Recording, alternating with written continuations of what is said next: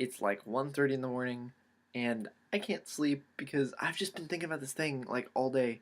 And this thing is the internet. So we're going to talk about the internet today.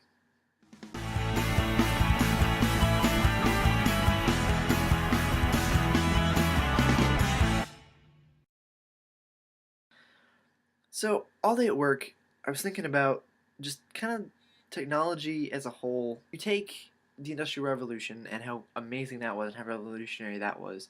You blow that up like 300 times. With the case of the Industrial Revolution, they were taking a product and turning it into another product um, in a better, more effective way. Speed, greater efficiency, better craft. I mean, it was something amazing, something never been done before, something cheaper, something easier. It made businesses grow. It made nations get bigger. It made things easier to build. It made things easier to produce. It was amazing. The scientific revolution comes along, and we get things like electricity. We get things like an understanding of how the human body works a little better. Things that we discover about ourselves. And then we get to this, I'm just going to call it the digital revolution. I don't really know if that's the right way to call it, but I mean, this one is completely different. You have something completely intangible like the internet. I mean, yes, there are servers, there are huge warehouses full of them. I think it's completely open, completely, really the realm of imagination at this point. It's something so science fiction esque that there's nothing we can really compare it to in history ever. Nothing like this has ever existed.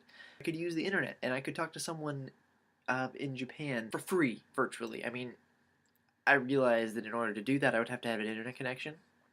However, if I really wanted to, I could just go to like McDonald's and I got a free internet connection that way. And I mean, that's an amazing thing to be able to talk to someone across the world for free. I can download books if I want from other nations and other languages for free. I mean, if you think about that just for a minute, how crazy that is. That the printing press was something that was so revolutionary because it allowed the printing of ideas. The ability to scan something and to put it on the internet for anyone to use. I think that the internet has given us a very amazing ability, and that is the ability to have information for free. There is very little that stands in the way of just the amount of creativity. The ability for information to be so easily accessible and so it's always there. Say a book goes out of print and it's never going to be printed again because it's so horrible that nobody thinks should ever happen. It's on the internet somewhere. You can find it if you really want to. You might get in trouble for it if somebody featured out your IP address, but even that, I mean, there are ways of covering that up. I'm sure. I know that anything that hinders a person from getting something for free, someone has probably thought of a way around. This world has never been so open to communication, to ability to communicate ideas. But let's say I leave a comment in English, and I'm like, this is a really awesome video, and they might not know what that means, and maybe they do. Maybe they speak English. Maybe they put it into a translator and they get a rough translation of it. I mean, we all know how well Google Translate works, really. The ability for something to translate for free is also something really awesome. When I think about people I really follow on YouTube, people I really enjoy watching, I feel a really close connection to them because they're so real. You get a face-to-face talk. I mean, you're not talking back, but you're listening, and it's really great. They create content, it's for you. It's for the users. If I had to compare, say, Steve Carell, his role in The Office, as opposed to like Wheezy Waiter, I mean, there is absolutely no comparison. I might watch The Office more than I watch his channel, but I feel like I know the YouTuber more because he's on a more intimate level. Even if it's a 3-minute video instead of a 30-minute long episode, I feel like I really get to know the person because it's the person, not a character. And sometimes I know people act on YouTube. I mean, I think everyone does to an extent. To get in front of a camera to talk, it's not really all that natural. It takes some doing.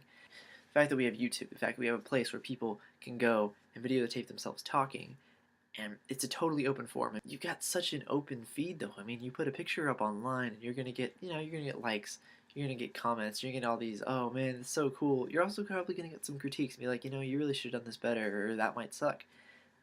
And that's something that's so awesome. You can get immediate feedback on whatever you do. Not just surfing on the web. It's not that.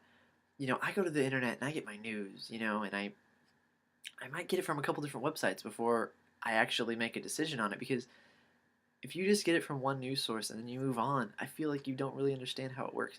And unless maybe you Google it even a day later, end up finding a link to a person's blog who's involved in this whole situation, You're getting a one-on-one perspective, and that's something you don't get from just watching TV, something you don't get from just reading a paper. You don't get the real life people's perspective, you know? Really, you have an open forum to express any of your ideas. Facebook, Twitter, blogs, YouTube, obviously. I mean, and that's such a cool, powerful thing to have. I may not agree with the person, but I value the fact they have that ability to get that expression out there. The ability to have feedback, the ability for ideas to flow, the ability for free expression. I know that makes me probably sound like a hippie a little bit, but it's amazing when you get right down to it what the digital revolution has to offer. A lot of people abuse it, and a lot of people are afraid of it. And with all the stuff that's been going on with this whole, government tapping your wires thing, we own the internet. If you were a part of the internet, if you even contribute a little bit, you are a part of this new huge thing, which is beyond any stretch of any government's imagination, because all of these amazing things can happen. And that's something that cannot be taxed. It's something that cannot be said needs to be censored. This is something that can't be stopped because it's beyond a country's boundaries. Now, it is the intermingling of the world as a whole. We are moving closer and closer to this point in time where the world realizes that it is a complete circle, and this person over here can have the same idea as a person across the globe. If they get together, that idea is going to grow. Maybe they never meet each other in person. Maybe that's just a Skype call. I mean, there's a lot of cool stuff that happens. Kickstarter is a great example of that. A lot of awesome things have happened. You can do things faster and you can do things more efficiently. And it is kind of like the Industrial Revolution in that sense, mixed with the Scientific Revolution and the fact that we are always growing in the way we understand things. We are always evolving, and the digital step is just the next step. And something's coming better after that and after that. And, a lot of people are afraid of dystopian, society is, and the society in which everything is out in the open. But, there will be times when things are not out in the open. Every day, go to work, come home, be with your family. That stuff you don't have to broadcast to the world. You can if you want to, and that's fine. But if you don't want to, it's not like somebody's going to come into your house with a camera and be like, hey, show us what you're doing all the time. No, that's not what the internet does. But when you want to get out and speak, when you want to advocate for something, you can come here.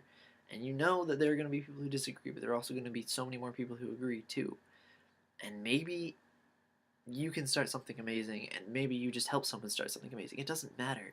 You can do all of these things on this amazing, amazing, limitless. There is no real word for it besides a space. The draw to YouTube was instantaneous because I knew that I could get people to see what I was doing and take it kind of seriously, and I could get feedback from people who are actually interested in the same subject. And that is such an amazing thing. I mean, I go to an architecture school now, and I love that just one-on-one feedback I can get. And I've been getting that for so long because of the internet too. I'm the only person from my high school who goes to my college and is studying what I study. And I mean, that alone makes me think about how many people in this world are like that, and how the internet brings us all together. And we can actually share and grow in the things that we really enjoy, because, people aren't good at everything, and people don't enjoy everything. And, when you're maybe 1 in 300 who like this thing, you go on the internet and you find thousands upon millions of more people like you. That is such an amazing, amazing experience to have. And it really, I think, brings everyone together. And I think it helps to realize that you're not alone. Decisions you make, things that you like, it doesn't make you weird. It makes you who you are. And people will share in that. And they're going to help you get better at it, so you can be proud of maybe the quirky, weird things that you do. You can be proud of what you do, and that is something that's so awesome. So anyway, in conclusion, I just wanted to say, I don't know, I've been thinking about this a lot, and it's just kind of been blowing my mind how awesome it is that we have this ability to just get out there and express ourselves. And I'm just so grateful to be alive in a time when this conversation we're having, we could have, comment or whatever, put a response video. That conversation is possible, and people are posting things online that aren't going to be there forever, so make them count. Don't be an idiot. Don't post pictures of your party last night where you got plastered and then you kind of wonder why you can't get a job. Don't do things like that. Do smart things. Monitor what you're doing. I mean, it's really not that hard to not be an idiot. If you want to be funny, be funny. But realize that you set the tone for how people look at you. And the internet is an amazing space to do that. You just have to be careful of how you express yourself. And whatever, man, just get out there and do something awesome today or tomorrow or whenever you watch this. Okay, bye.